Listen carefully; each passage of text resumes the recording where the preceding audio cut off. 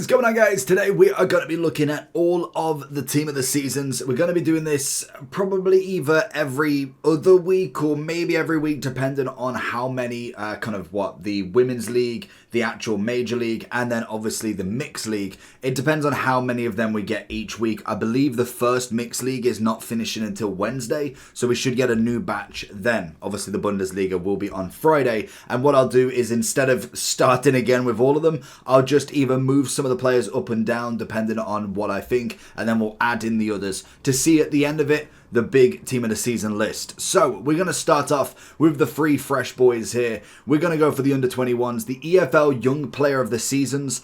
Honestly, I'm kind of disappointed on the ratings on a lot of them. I think the SBC itself is fine and it's relatively cheap. I think it's coming in at a whopping 50,000 coins, so 150k. You can get yourself all three of them, which is nice that you can get all three of them. I don't know why they're not all singular SBCs, but it is what it is. But in terms of rating, I feel like I'm already waiting for an Evolutions to take them to that next level, and I just kind of don't feel like that should be the case. When we look at some of the top players, if we're going to go and try and make the benchmark, and the reason why I want to put all of them together is because when you put them against the non-promo cards, when you look at singular playstyle pluses, you look at some doubles, the triple definitely stands out. Plus then the rating increase, some of them being live, they have had their upgrade, and we have, I believe, got every upgrade so far. So there is going to be more upgrades as well. So I will kind of go through that as we get into the tracker of them. But if I was looking at some of the top players, I think Haaland is a freak this year again. He's got himself the Rapid Plus. Who on earth signed off on that? Because we do not need a 97 Haaland with 97 pace with Rapid Plus as well. Just unbelievable. We have got the likes of a Virgil van Dijk somewhere. He again is just a monster in himself, and I cannot find him for the life of me. We will find him, but he's obviously going in the S+.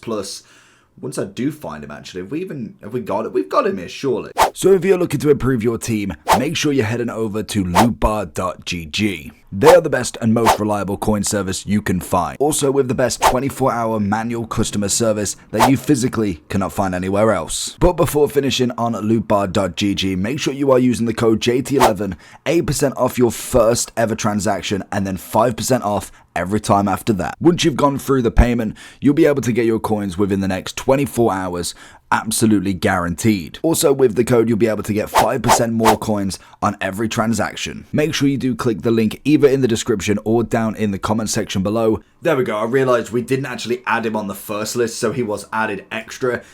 There we go. He's in there. He's beautiful. He is a top centre back across every single board.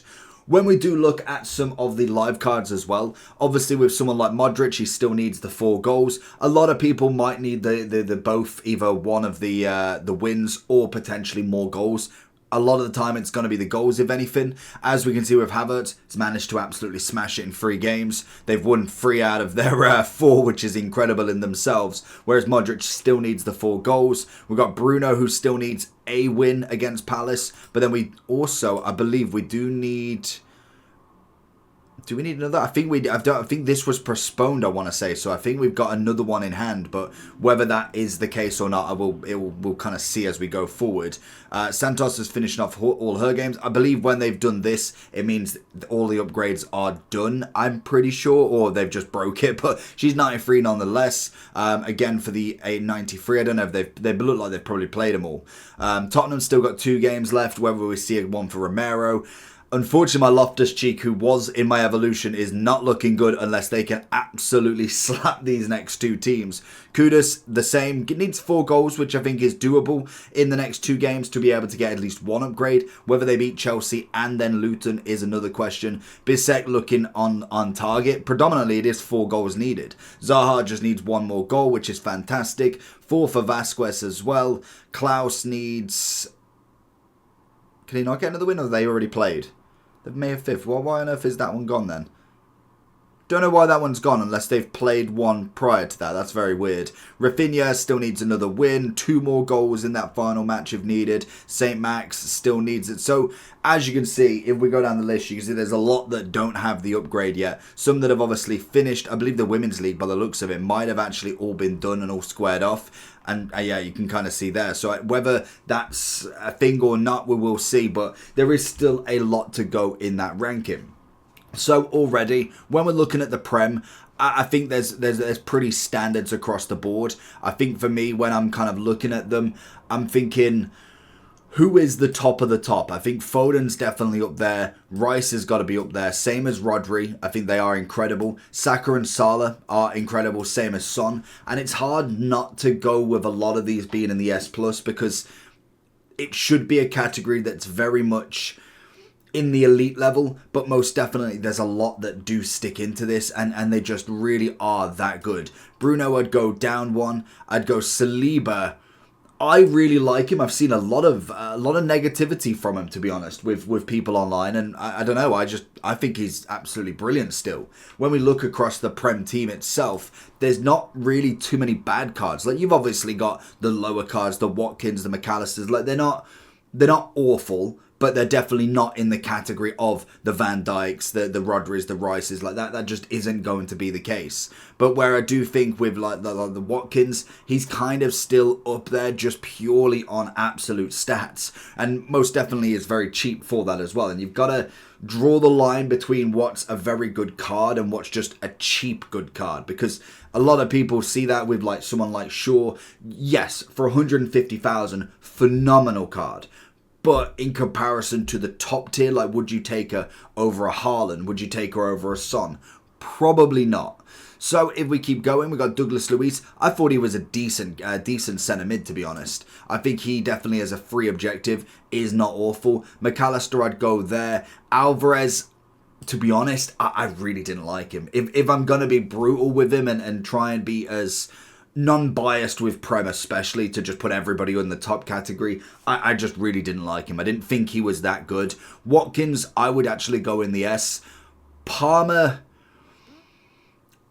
he's a hard one because I do like him, but I think that flair really screwed him over. Like, he's got some very good stats, but I just think I would take, especially wing play, I'd take Saka and Salah over him. I just really would. Gabriel, nice card, but he's not quite in that top category. Same as White. Havertz, I absolutely love. I think he's a phenomenal card, especially for the upgrade. Kudus, brilliant right mid. Loftus-Cheek has been okay, but I don't think he's been like crazy good. Modric is obviously up there. His 91 from the start of the game was just outstanding in itself. Romero, with upgrades, with a double upgrade, could be really good, but I don't see them getting that all the way. Santos, really good for a cheap card. I think she definitely goes under. I'd possibly even go there just as a cheap beast. I think she's up there. Same as Shaw, wherever she is, the 96 striker. She is a fantastic one, which, again, there she is. She is just brilliant. Whilst I'm here, the goalkeeper can go at the bottom because she is woeful. She is absolutely awful. Doku, on the other hand, really like him. Yes. I think with the upgrade especially, if it was still base rating, I'd be a bit like, okay, it'd be an S, but he needs the upgrades to go up. And if he does manage to get the second one as well, that would definitely just solidify him up there. 93 centre-back from Man City. She has been brilliant. McGinn was kind of a little bit lower than Douglas Luiz, in my opinion, especially because we got them back-to-back weeks. It was one of them things. Rafinha with a lovely upgrade. Robertson can go down there. St. Max was nice, but I must admit, we packed him very early on, and I expected a little bit more from him. I thought he was only okay at best. Szoboszlai would be the same. Same with Zaha. Thought he was decent, but he's not quite at that level that I expected him to be yet. But if he does get another upgrade, we will give him another try to see. We've obviously got a few of the lower from the live that were okay, but they most definitely were just there to fill packs. Like that was the whole point of them. Like even Weaver now, when we look at the wingers in comparison, they're just not on that same level. Costa was all right, actually. Costa, I'd be very lenient right now. But, I mean, if it goes another week or two, no upgrades happen, then he definitely needs to come down one. Moreno, standard. Gabri's very, very standard. Vasquez wasn't terrible for an SBC. With an upgrade as well would be even better. Same with Klaus, another great card that you can get. Hincapi is decent, but he is shown up massively by one guy in Hanko. Hanko is phenomenal. Like, genuinely phenomenal. He is such a good centre-back for the price, and I'm not even capping on that. He is absolutely brilliant. The block is perfect for him. He's got the anticipate, which is definitely one of the best playstyle pluses for a centre-back, and then he's got the power header, which still works. It definitely works. 90 pace, 91 defending, 93 physical. Like, what is there not to love about that card? Obviously, people are just going out and out shadow to just 98 pace, 97 defending. Like, that for 38,000 coins is crazy. And it's why, for me, Hincapi just sits that little bit lower at the moment. We do have a few moments. Obviously, with Mainu, I have no first-hand experience of him playing. I've got to go off what the card looks like because nobody is there just yet. I cannot wait to give this card a go because he looks very...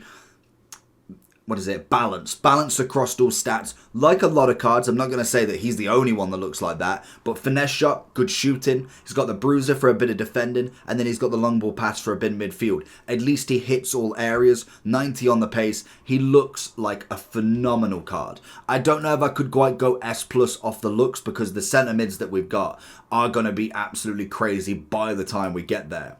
We then have a couple of other players. Teze won. No, actually, I'd probably take Klaus, to be honest. Bowen would be an A+. He's not going any higher than that. Charles is one that I actually packed really early on. I had not a clue who she was to start with. But 94 on that card to, on the base. 70,000 coins. And this is where sometimes you can pick up some cheap Team of the Seasons with absolutely incredible ratings. And they really offer a support, which is always nice. Whipped pass, jockey, and then obviously the intercept. Not a bad combination, especially with the amount of stats she's got. She wasn't awful. She weren't quite S category in my opinion. We've got a lot of good fullbacks at the moment, but definitely not the worst. Same as Greenwood, to be honest. Greenwood there as a 94, 90 pace, very much like Hanko there, with a little bit less on the kind of dribbling side of stuff, but no. Little bit less on the playstyle pluses because of well, let me show you. The anticipate, the power header, which is the same, but then a long ball pass. Not the greatest, but then also what I was saying in the difference was that she is controlled, not lengthy. That is going to be a little bit of an issue. I personally prefer the mostly lengthy, or any sort of version of lengthy would be the better scenario in my eyes. Again, it can be your discretion on it, but I just think having at least lengthy is at least a kind of key there. Di Maria, sensational. Got a review on this the third channel for that if you want to go check that out. He was magnificent. Hemp, another one on that top category, gotta be. Lauren James as well, stealing the show. She did it in Dynasties. She's done it in Team of the Season. A 97 James with 5.5. She's got the Rapid Plus. Trickster ruins it a little bit, but as long as she's got the rapid and finesse, I'm absolutely fine because them stats are scary, like incredibly scary. Like, you are looking at such a good card. You literally just pick the Deadeye if you really wanted to. I could imagine people are going Finisher or Deadeye to just max out as much as possible. Finisher makes sense with a bit more agility balance, but a 98 striker in the overall, that is just nuts in itself. But 4.3 million. What can you kind of expect there? We have McCabe, good SBC, more fodder more than anything. Muslera, Muslera, yeah, I'm going to say that. Standard, I've played with him, I've played against him, is very hit and miss. Like, Alisson's decent, I wouldn't put him in the top category. I still like his Team of the Year, to be honest. But I mean, I think he's just a little bit under him. Udol, he's going one under as well, to be fair to him. Same as Banza, he's all pace. That's it. And to be honest, when you've got centre-backs like Hanko at 35, who's got the 90 pace already as well, it's just not looking good for him. We then have Martin Odegaard, who's going to go into the S. Drewsbury Hall, he's kind of done his time now. Konate, still love him. Again, like Saliba, to be honest. He looks like he should be one of the best centre-backs in the game, and yet people really don't rate him. And I think we've got the aerial, got the bruiser, got the block. fair enough, hasn't got the anticipate, 600,000, so he's a little bit more expensive. But you look at that shadow, 96 pace, 97 defending. He's got himself the controlled or mostly lengthy, well, mostly lengthy with the shadow. I mean, that's a top-end centre-back, so I can't put him any lower, like, literally. He is definitely up there with the best of them. We then have Kelly. Quite liked the card, to be honest. As a 93 right wing, she was very, very decent. And what I always find interesting with these sort of cards is the fact that she only got a 1 upgrade. I don't know why. Like, she has the 92 fantasy, yet they've given, like, 95s, 96s out. Why not make her that a little bit more expensive, a little bit more higher rated? Granted, yes, she did get the double upgrade. She got the quick step, the whipped pass, and also the first touch. She did have the rapid, which in my eyes is way better than the quick step. So it almost feels like a slight downgrade at times. I really don't understand why she didn't get that bit more of an upgrade and keep the rapid. Everybody loves the rapid. I don't understand that one. Milinkovic-Savic, beautiful card, great objective. He is going right next to Douglas Luiz. Very, very good, especially if you are looking at a Saudi team. Most definitely can keep it in. Again, a couple more of the cheaper options. Zalim, definitely a decent CDM, but not quite in the top bracket in my eyes. Same as Des, to be honest. Bisek, I love this card. This card is another absolute beast when it comes to a centre-back. He's just had his upgrade to the 92. He's got himself the ability as well that you could have gone with a live upgrade, so he would be 93, potentially going into the 94 if he does manage to get that final upgrade. But for 685, a little bit more expensive than you can imagine, but it did go up in price, which does tell you everything you need to know. So he definitely goes up there. And then we've got the moments. Now, St. Just is another one that is so cheap, and yet his pace is literally the best centre-back pace on the game, and he's 23,000 coins. That is terrifying. Genuinely, if you go with the anchor, you'd end up with the 98, 95, 89. He's a 93 centre-back with some decent playstyle pluses as a centre-back. Again, you have to go either architect or sniper for the controlled lengthy. But I mean, again, I could still work with that. I could really work with that. Russo, definitely up in there in the category. We're then looking at Nani. Beautiful card. Conte, again, maybe not necessarily in the top bracket in my opinion, but definitely up there. Same as Garnacho. De Bruyne obviously hits himself up there. Diaz would go in the S for me. I think when we look at the left wings, I'm thinking Saka and Salah level. They're very, very good, but they're just not. They need that one extra for me. And Nkunku, I mean, I've got to go with the S for him. I think he's going to be slightly under with more cards in there, but he definitely is just at that level. Then we also have Mallard, who is the 93 moments, keeping the Man U team of the season moments alive for us. She's decent enough, but she most definitely is just all stats at the moment. The quick step, not a fan of. Travella's very good, and then a flare. Unfortunately, it's just not the kind of card I wanted. I kind of needed something a little bit more if I'm going to put her on that left wing role, especially with the cards that we do have. Now, that's going to be the list. We will update it, like I said, when we get the next team through. We'll get the Bundesliga, the next mixed, and then maybe the Bundesliga women. I don't know how they're actually doing that. We'll see how many cards are going out, and potentially on the Thursdays, we will kind of update and refresh. I'll move some around if I'm thinking, okay, I've been a bit lenient. Leave the comments and we can kind of go through this together and make the perfect team of the season list, and we'll see you all for the next one, and hopefully with some good Bundesligas. Peace.